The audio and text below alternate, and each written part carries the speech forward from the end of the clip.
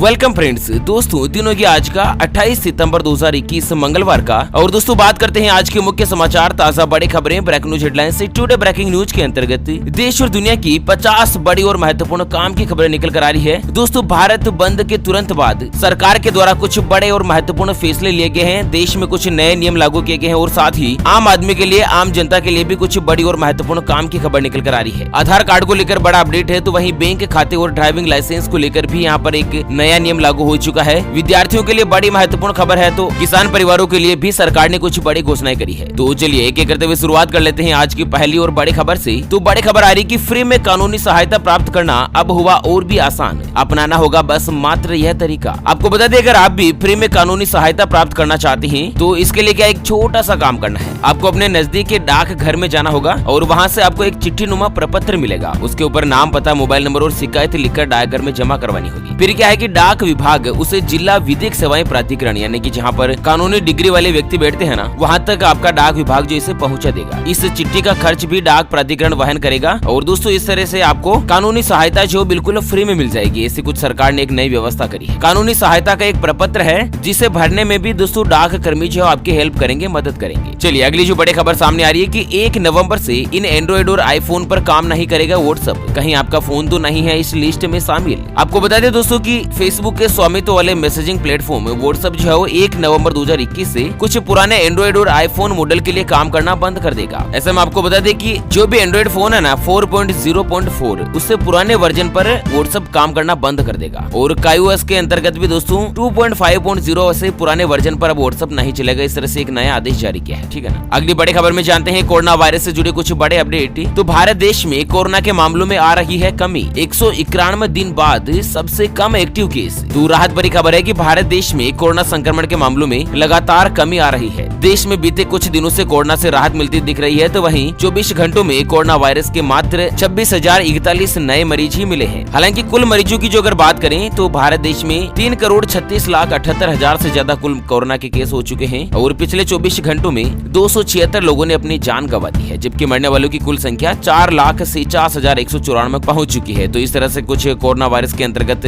राहत की उम्मीद नजर आ रही है। चलिए भारत बंद को लेकर अगली बड़ी खबर आ रही है कि राकेश टिकैत का बड़ा ऐलान, बोले कि हमारा भारत बंद सफल रहा, किसानों का मिला पूरा समर्थन, सरकार से बातचीत के लिए है तैयार। तो दरअसल आपको बता दें कि किसान संगठनों के कल 27 सितंबर को भारत बंद के बाद भारतीय किसान यूनियन के नेता राकेश टिकैत का कहना है कि हमारा भारत बंद बिल्कुल सफल रहा है, हमें किसानों का पूरी तरीके से समर्थन मिला है, सभी किसान एकजुट होकर भारत बंद के समर्थन में लगे रहे थे। आपको बता दें दोस्तों कि 3 कृषि कानून के खिलाफ किसानों के आंदोलन का जो नेतृत्व करने वाले 40 से ज्यादा किसान संगठन ने संयुक्त किसान मोर्चा के नेतृत्व में भारत बंद बुलाया था। दोस्तों मोदी सरकार ने जो 3 कृषि कानून लागू किए ना, पिछले 10 महीनों से किसान परिवार लगातार उसका विरोध कर रहे हैं कृषि कानून को रद्द करवाने को लेकर। तो इसी के मद्देनजर यहाँ पर कल के दिन पूरे देश में सभी सरकारी और प्राइवेट ऑफिस, शैक्षणिक संस्थान, स्कूल, कॉलेज, दुकानें वगैरह और उद्योग और वाणिज्यिक प्रतिष्ठान के साथ साथ सार्वजनिक कार्यक्रम और अन्य कार्यक्रम भी बंद रहे थे किसानों के प्रदर्शन के मद्देनजर। दोस्तों अगर आप भी चाहते हैं कि किसानों के कृषि कानून को सरकार रद्द करे या किसान और सरकार के बीच का कोई भी अंडरस्टैंडिंग समझौता निकालकर किसानों की मदद की जाए, तो आप इस वीडियो को लाइक करके कमेंट बॉक्स में जय जवान जय किसान अवश्य लिखिएगा। चलिए अगली बड़ी खबर सामने आ रही है कि छोटे व्यापारियों को होगा बड़ा फायदा। ICICI बैंक अमेज़न पर रजिस्टर्ड सेलर्स को देगा 25 लाख रुपए की ओवरड्राफ्ट की सुविधा। जी हाँ दोस्तों, देश के प्राइवेट सेक्टर के सबसे बड़े बैंक ICICI बैंक ने अमेज़न पर रजिस्टर्ड सेलर के लिए ओवरड्राफ्ट की सुविधा शुरू करी है। दोस्तों क्या होता है ना कि अमेज़न से अगर आप कोई भी प्रोडक्ट खरीदते हैं तो सभी प्रोडक्ट अमेज़न के नहीं होते हैं। अमेज़न कंपनी में बहुत सारे सेलर्स ऐसे होते हैं जो रजिस्टर्ड होते हैं और वही प्रोडक्ट आपके घर पर भेज देते हैं, ठीक है ना। आप भी चाहें तो अमेज़न पर सेलर बन सकते हैं अगर आपके पास कोई भी प्रोडक्ट है और आप उसे अमेज़न पर बेचना चाहते हैं। तो ऐसे में ICICI बैंक ने एक बड़ा फैसला किया है कि अमेज़न पर जितने भी सेलर्स हैं उन सभी को 25 लाख रुपए तक क्रेडिट लिमिट देगा ओवरड्राफ्ट के माध्यम से, जिससे कि क्या है कि उनको बिजनेस करने में आसानी रहेगी, किसी भी तरीके की कोई भी परेशानी नहीं होगी। और वहीं दोस्तों अगली बड़ी खबर आ रही है, पहले भी मैंने आपको बताया था 1 अक्टूबर से खाने के बिल पर रजिस्ट्रेशन नंबर लिखना होगा जरूरी। मंत्री, नियम नहीं मानने वालों पर होगी कार्यवाही। तो क्या है ना कि food safety and authorities of India FSSAI ने 1 अक्टूबर तक खाद्य पदार्थों से जुड़े सभी दुकानदारों को रजिस्ट्रेशन करवाने का आदेश जारी किया है। विशेष रूप से क्या है ना कि रेस्टोरेंट वाले, मिठाई की दुकान वाले, केटर्स, यहाँ तक कि खुदरा स्टोर जैसे प्रतिष्ठान के अंतर्गत जो भी फूड प्रोडक्ट की सेलिंग करते हैं, खाद्यान्न पदार्थ का अगर क्रय विक्रय करते हैं ना, तो उनको 1 अक्टूबर से बिल के ऊपर अपना फूड डिपार्टमेंट का रजिस्ट्रेशन नंबर जो है वो लिखना अनिवार्य होगा। अच्छा, ऐसे में सवाल ये उठता है कि बहुत सारे रेस्टोरेंट वालों ने अभी तक रजिस्ट्रेशन नहीं करवाए हैं, तो दोस्तों 1 अक्टूबर तक आप जो है वो फूड कॉर्पोरेशन ऑफ इंडिया में अप्लाई कर सकते हैं, ठीक है ना। अगली जो बड़ी खबर सामने आ रही है दोस्तों की तेल की कीमत होगी कम, सरकार का पोर्टल हुआ तैयार, बेहतर निगरानी के साथ ही मिलेंगे कई बड़े फायदे। तो क्या है कि लंबे समय से महंगाई की मार झेल रही जनता के लिए राहत भरी खबर है। सरकार आम लोगों को एडिएबल ऑयल यानी कि खाने के तेल की जमाखोरी की मार से बचाने के लिए शिकंजा कस चुकी है। अभी मौजूदा कोरोना काल में क्या हालत हुई थी, खाने का तेल का भाव 150-200 रुपए प्रति किलो के भी ऊपर पहुंच चुका था। जो बड़े कारोबारी होते हैं वो क्या करते हैं कि तेल का एक बहुत ही बड़ा स्टॉक कर लेते हैं। जब मार्केट में तेल की कमी आ जाती है ना, तो दोस्तों भाव बढ़ाकर बेचना शुरू कर देते हैं। तो इसी के मद्देनजर सरकार ने एक बड़ा फैसला लिया है, जहाँ पर व्यापारी और इंडस्ट्री जो क्या है कि अपने स्टॉक का डिस्क्लोजर सरकार को देना जरूरी होगा। सरकार इसके ऊपर मॉनिटर करेगी। अगर सरकार चाहे कि इतना स्टॉक नहीं रखना है तो फिर स्टॉक को कम करना होगा, मार्केट में बेचना होगा, ताकि क्या है कि काला बाजारी पर लगाम लगाई जा सके और लोगों को सही भाव पर खाने पीने की चीजें जो मिलती रहे। क्योंकि खाने का तेल महंगा हुआ ना, तो उसके मद्देनजर सभी चीजें महंगी हो जाएगी, जैसे कि कचौरी, समोसे वगैरह जिसमें तेल का उपयोग होता है ना, वो सभी चीजें। अगली बड़ी खबर आ रही है कि देश की राजधानी दिल्ली में शराब पीना हो जाएगा मुश्किल, 1 अक्टूबर से बंद हो जाएगी प्राइवेट लिकर शॉप। तो क्या है ना कि नई आबकारी नीति जो दोस्तों देश की राजधानी दिल्ली में 1 अक्टूबर से लागू होने जा रही है, जहां पर सभी 32 जोन में लाइसेंस के आवंटन के बाद सरकार ने प्राइवेट शराब की दुकानों का लाइसेंस 30 सितंबर तक के लिए बढ़ाया था और इसे आगे जारी नहीं किया जाएगा। अभी क्या है ना कि दिल्ली में 720 से ज्यादा शराब की दुकानें चलती है, जिसमें से 260 दुकानें प्राइवेट है। तो सभी प्राइवेट दुकानों पर अब 1 अक्टूबर से शराब नहीं बेच पाएंगे। इस तरह से सरकार ने नया ऑर्डर जारी किया है, ठीक है। चलिए अगली जो बड़ी खबर सामने आ रही है कि लोन ट्रांसफर को लेकर बदल गया है नियम,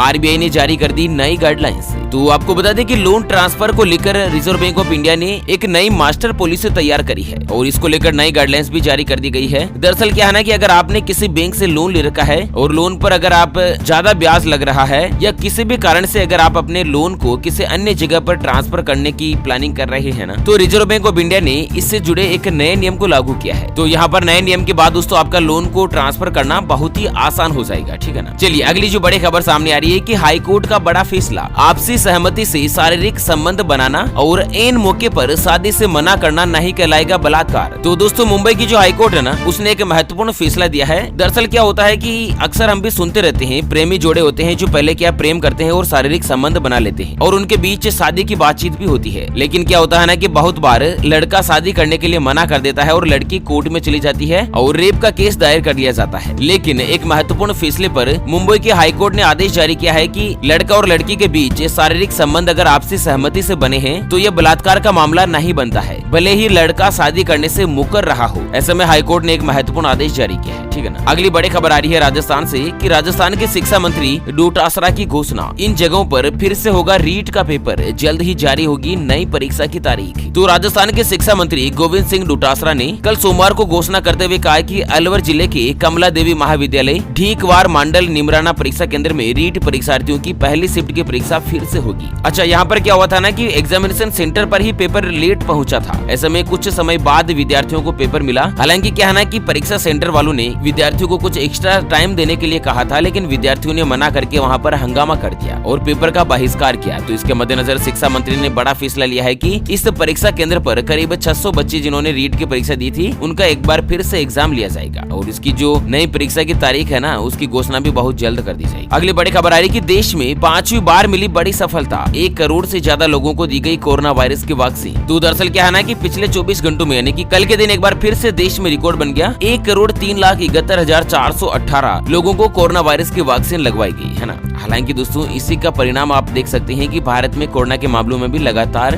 गिरावट देखने को मिल रही है। चलिए जानते हैं दोस्तों अगली बड़ी और महत्वपूर्ण काम की खबर, लेकिन उससे पहले हमेशा की तरह एक नजर डाल लेते हैं आज के माइंड क्विज यानी कि गिवे वाले सवाल की तरफ। तो दोस्तों आज का माइंड क्विज वाला सवाल आप स्क्रीन पर देख पा रहे हैं। तुम मुझे खून दो, मैं तुम्हें आजादी दूंगा, यह नारा किसने दिया था? जी हाँ दोस्तों, दोबारा सुन लीजिएगा। तुम मुझे खून दो, मैं तुम्हें आजादी दूंगा, यह नारा किसने दिया था? ऑप्शन ए सुभाष चंद्र बोस ने, ऑप्शन बी भगत सिंह ने। तो फटाफट से लिखना है क्वेश्चंस का सही जवाब इस वीडियो के नीचे कमेंट बॉक्स में। और हाँ, सही जवाब देने वाले किसी एक खास कमेंट्स को सेलेक्ट किया जाएगा हमारी ओपीएस न्यूज टीम की तरफ से, और उसे दिया जाएगा एक सैमसंग कंपनी का शानदार ब्लूटूथ स्पीकर बिल्कुल फ्री। और हाँ दोस्तों, ये गिव बिल्कुल फ्री है, इसके लिए कोई भी चार्जेस वगैरह हमारी न्यूज टीम के द्वारा नहीं लिया जाता है। अगली बड़ी खबर आ रही है चार धाम यात्रा को लेकर कि सरकार के नए आदेश जारी, अब श्रद्धालुओं का होगा तत्काल रजिस्ट्रेशन। आपको बता दें कि देहरादून की चार धाम यात्रा को लेकर बड़ी खबर सामने आई है। बताया गया है कि दर्शन के लिए रजिस्ट्रेशन करवाने के बाद कई यात्री क्या है ना कि आते नहीं है, रजिस्ट्रेशन तो करवा देते हैं लेकिन यात्रा में नहीं आते हैं। ऐसे में इन यात्रियों की जगह पर नए यात्रियों को प्रवेश दिया जाएगा। और मौजूदा दौर में क्या है ना कि प्रतिदिन 2800 यात्री जो है वो चार धाम के लिए जा सकते हैं। सरकार ने इस तरह की कुछ गाइडलाइंस बनाई है। और वहीं अगली खबर आई कि तालिबान ने दाढ़ी काटने पर लगाई रोक, इस्लामिक कानून का दिया हवाला, कहा कि सख्त सजा की चेतावनी। तो दरअसल क्या है ना कि बंदूक के दम पर अफगानिस्तान की सत्ता में काबिज होने वाले तालिबान ने अब दाढ़ी काटने या फिर सेविंग करने पर रोक लगा दी है। और रोक भी कैसे लगाई? जितने भी बाल काटने की दुकानें है ना, सैलून के संचालक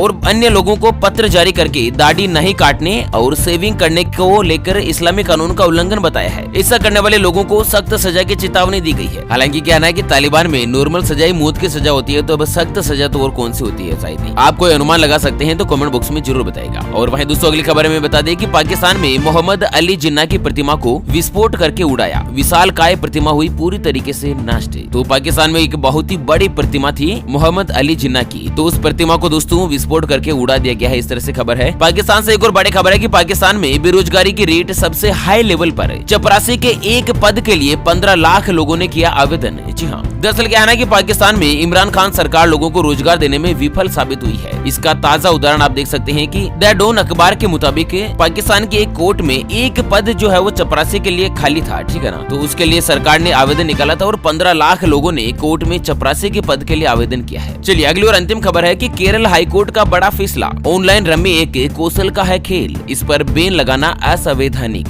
तो केरल उच्च न्यायालय ने कल सोमवार को ऑनलाइन रमी पर प्रतिबंध लगाने के राज्य सरकार के फैसले को रद्द कर दिया। न्यायमूर्ति TR रवि ने केरल सरकार के फैसले को यह कहते हुए खारिज कर दिया कि यह मनमाना और असंवैधानिक है। ऑनलाइन रमी पर प्रतिबंध लगाने की राज्य सरकार की नोटिफिकेशन के खिलाफ गेमिंग कंपनियों ने हाईकोर्ट में याचिका दायर करी थी। इससे में केरल सरकार ने दोस्तों कहा कि ये जो रमी वाले खेल है ना, ये कौशल का खेल है, इसके ऊपर प्रतिबंध लगाना संवैधानिक नहीं। ओके फ्रेंड्स, तो इसी के साथ फिलहाल के लिए इस वीडियो को यहीं पर देते हैं विराम। फिर से होंगे हाजिर एक और नई और ताजा तरीन ब्रेकिंग न्यूज हेडलाइंस के साथ। तब तक के लिए जय हिंद, जय भारत।